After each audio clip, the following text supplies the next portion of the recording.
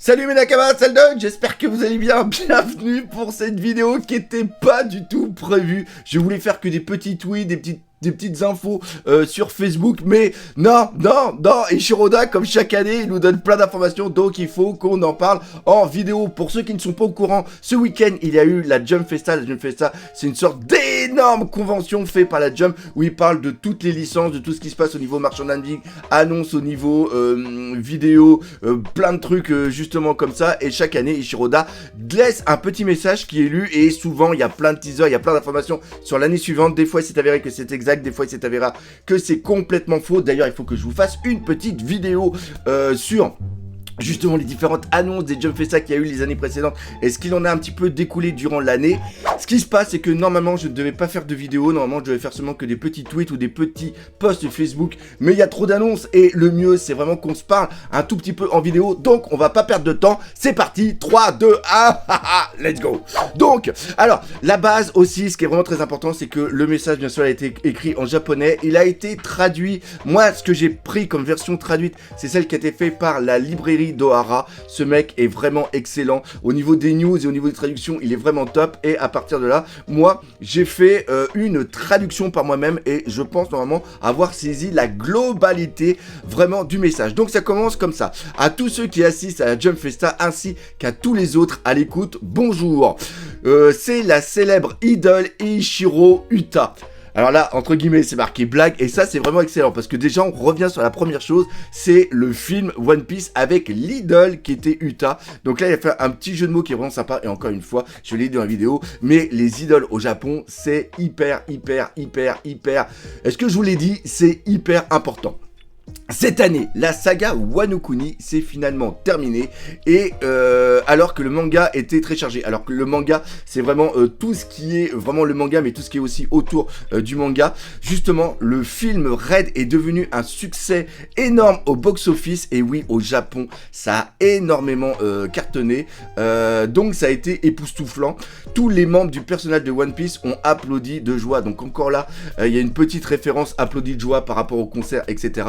Et oui, même si vous avez détesté le film, moi personnellement je l'ai aimé, mais je connais des personnes qui l'ont détesté, et encore une fois, à juste titre, hein, on n'est pas obligé, parce que c'est One Piece, on n'est pas obligé de dire amen à tout. Et bien, au niveau même mondial, voir ce qui s'est passé par exemple en annonce à Times Square, enfin c'est des trucs absolument de dingue. Et donc moi je suis content en un sens que le film One Piece a vraiment énormément fonctionné, malgré le fait qu'il est carrément sorti des sentiers battus, et que peut-être aussi il y a eu une mauvaise publicité, il y a un mauvais teasing, je dirais, qui a été fait dessus, mais ça j'en ai parlé justement dans d'autres vidéos. La vidéo va être assez longue, mais on va vraiment teaser parce qu'il y a vraiment plein d'informations qui sont hyper importantes, et justement c'est pour ça que je voulais faire la vidéo.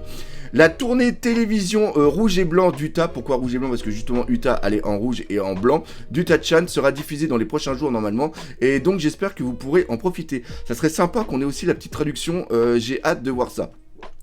Autre chose très importante, je vous fais des vidéos dessus, là ça va être aussi important, parce qu'ils ont été aussi énormément surpris du succès que cela a eu. Aussi, le jeu de cartes à jouer s'est avéré être joli et amusant, et en effet les cartes sont très belles, qui allient des passages d'anime complètement dégueulasses, mais des illustrations faites d'autres illustrateurs, et des dessins d'Eiichiro Oda, et des reprises de planches qui sont absolument fantastiques. Donc le jeu de cartes s'est avéré très joli et amusant. D'ailleurs, je fais la collection, hein. Voilà, on va faire voir ça. J'ai pas mis de focus, donc vous avez ça ici. Et bien sûr, hein, je vais faire ça à chaque fois, mais j'ai mis un booster, je sais pas si on le voit là, j'ai mis un booster scellé. Pourquoi? Parce que les boosters, c'est hyper dur à trouver, et ça va être un petit peu pour la collection. Donc, le jeu de cartes à jouer s'est avéré être joli et amusant.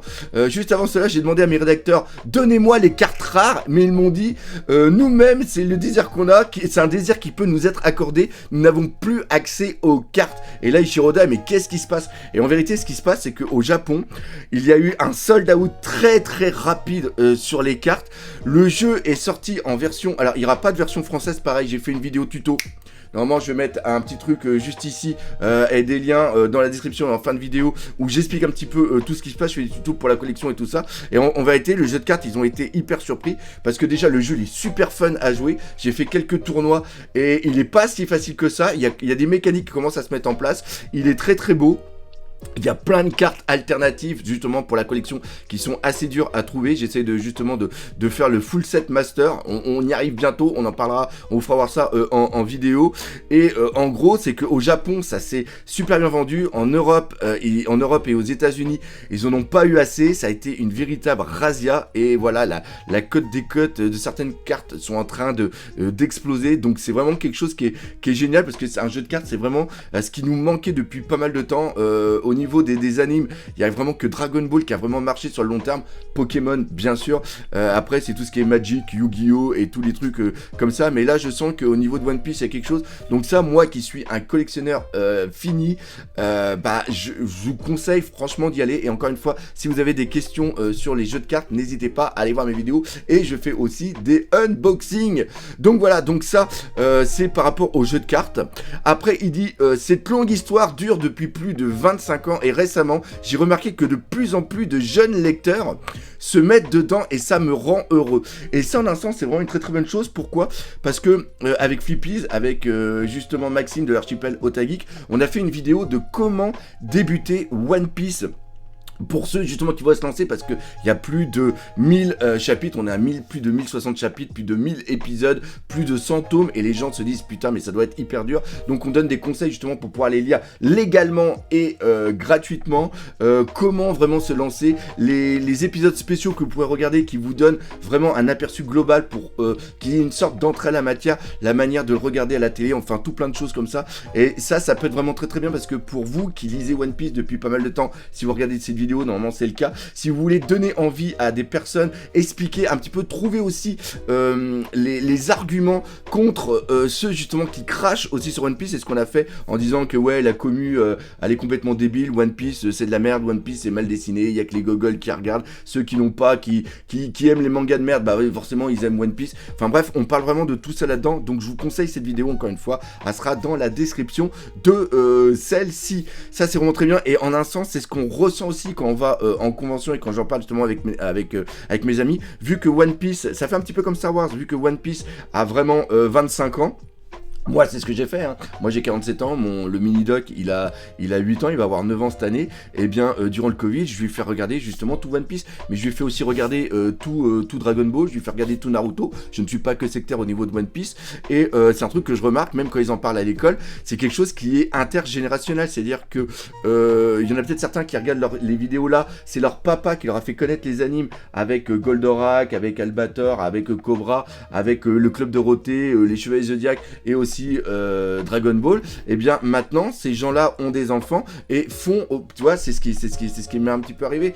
Donc et après ce qui se passe c'est que ces gens-là vont avoir des enfants et ils vont faire connaître justement à leur enfant justement les mangas et One Piece au niveau du Japon ça a 25 ans. Ceux qui avaient 10, 12 ans, 14 ans quand ils ont commencé à regarder One Piece, maintenant ils ont plus de 30 ans, et bien ils donnent envie à leur enfant de lire One Piece, de regarder One Piece. Donc on est vraiment dans quelque chose qui est intergénérationnel et ça c'est vraiment cool. Donc c'est vraiment aussi quelque chose qui se ressent et ça c'est vraiment très très très très bon parce que ça en fait une œuvre qui va marquer les esprits sur plusieurs générations, c'est-à-dire que One Piece, c'est ce qu'on expliquait justement au début de la vidéo, One Piece fait partie de notre vie, et ça pour une œuvre, c'est vraiment, c'est quand on est au-delà, peut-être quand ça devient au-delà de populaire, quand c'est vraiment ancré dans les mentalités et ancré dans la vie des personnes, c'est vraiment qu'une œuvre a vraiment atteint un niveau vraiment excellent. Et ça, on peut en parler pour les œuvres de Disney ou tout simplement Star Wars.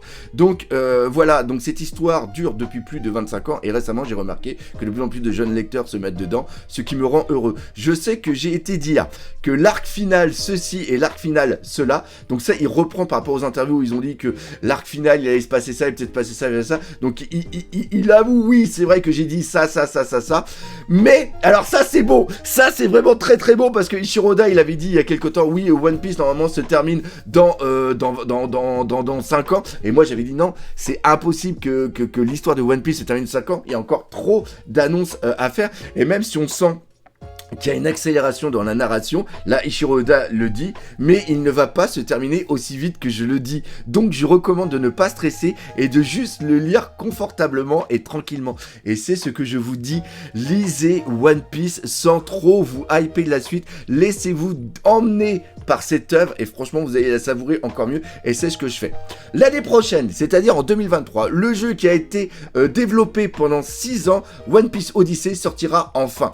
Je ne pourrais pas y jouer malheureusement, mais s'il y en a d'autres qui le font, je vous conseillerais justement d'aller les voir. Et le One Piece Hollywood Live Action fait des progrès. Ça c'est très très bien parce qu'il revient justement sur l'annonce de la série. Il y a une affiche qui est sortie mais c'est une fake parce qu'on voit que Luffy il a une trace juste là, mais vu que c'est la première saison, normalement il n'a pas encore la cicatrice qu'il a justement au niveau de Marineford. Pour l'instant nous avons les images de base de la saison 1. Tant de choses se sont passées derrière les scènes, mais si je suis honnête, la personne la plus inquiète dans le monde pour que ça se passe bien c'est moi, mais ce qu'ils ont fait est vraiment incroyable. Donc en un sens c'est normal qu'il stresse parce qu'il s'est énormément investi dedans, il a un petit regard dedans, il suit justement les progrès et je sais que j'avais fait une vidéo aussi en regardant un petit peu, en faisant la comparaison entre les dessins d'Eiichiro Oda qu'on a dans le manga et ce qui a été mis au niveau de l'anime et au niveau de la série. Et encore une fois, gardez à l'esprit que ça ne sera pas une adaptation fidèle de ce qu'il y a dans le manga, mais ça sera une sorte de vision, je dirais, une sorte de vision alternative avec des décors qui seront beaucoup plus humains, qui seront beaucoup plus réels. Donc ça, c'est vraiment très très très important à garder ça dans l'esprit. N'allez pas le regarder en espérant avoir quelque chose de fidèle à 100%. Mais par contre, on va pas être dans un truc à la Saint-Seiya où ça part complètement en couille, et je croise les doigts pour que ça ne soit pas ça.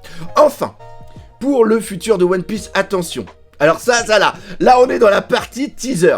7 personnes vont se battre. Alors qu'est-ce que ça va être?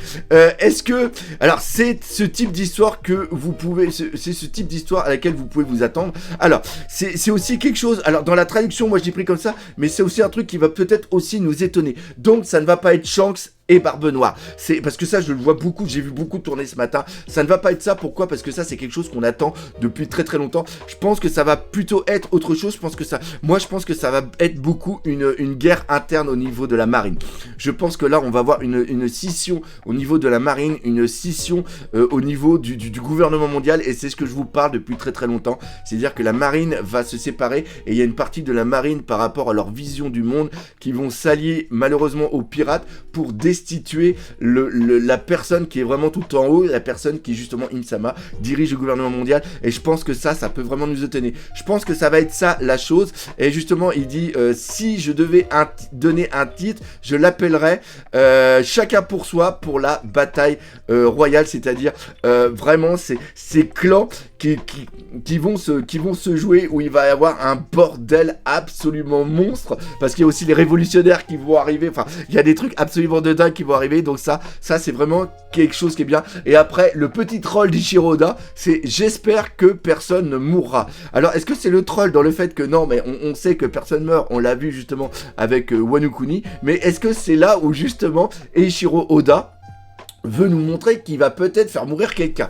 On ne sait pas, mais voilà, avec Eiichiro Oda, ça peut partir en cacahuète, Bref, au plaisir de vous présenter la série One Piece, l'année prochaine, comme toujours, Eiichiro Oda. Donc voilà globalement ce qu'il y avait à faire.